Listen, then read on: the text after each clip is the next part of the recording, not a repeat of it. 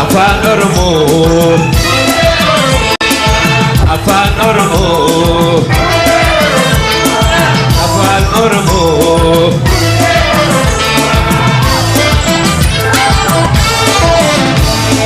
gurratti mi'aawa yaa'an sagalee cirrachi bishaanii baay'inni jedhee gurratti mi'aawa yaa'an sagalee cirrachi bishaanii baay'inni jedhee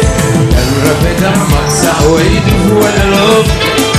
lakkaawwameen dhumu hibboof maqmaqsite